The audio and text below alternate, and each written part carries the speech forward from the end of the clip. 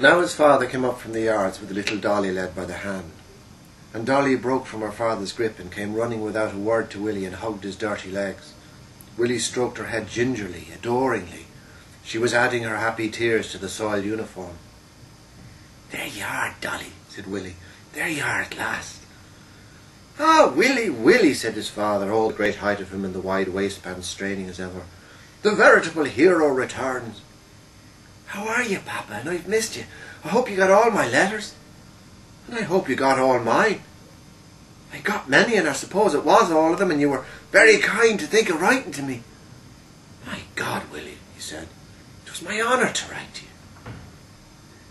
Then he cleared out the bigger girls, and Willie stripped out of his uniform and his long johns, and his father bagged them up and opened the rear door and flung them out to Maud and Annie for ginger boiling. Dolly watched the show gleefully, swinging her legs like a clock gone mad. "Can we not come in?"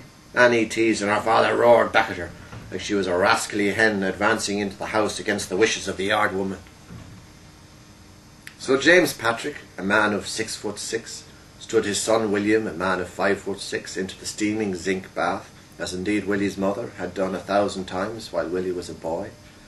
And it was a strange enough thing to see the policeman throwing on the accustomed moleskin apron, kept for the purpose, no doubt, of washing Dolly still, and fetching in close the basin with the big sponge and the carbolic soap. And he lathered the sponge up mightily, and he started to lave his son from head to foot, cascading the water neatly over everything. And the lice must have been flying from Willie Dunn, just like those poor men in Sackville Street from the battens, and soon the water was speckled with them, little writhing white creatures. He saw under the suds, or through them, that his skin was all blotched with red circles, so he supposed he had the ringworm into the bargain. Certainly the nits must be in his head, because it was terrible itchy now in the steaming heat. But his hair was only recently cut as short as the Viceroy's lawn, so the nits had not much chance against his father's knit comb, which he wielded now like a delicate surgeon, combing out the eggs.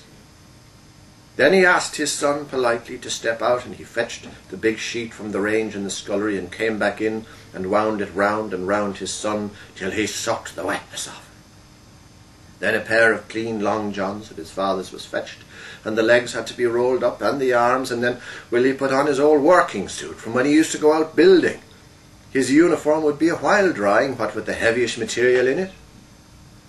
Then, when he was all ship-shape, his father put his big arms around him and held him close to him for a few moments, like an actor on the stage.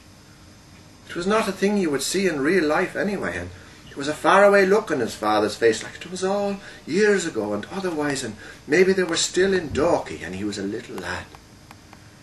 But he was a soldier now of some 19 years, and for all that he was glad of his father's arms around him, strange as it was. Strange and comforting as it was.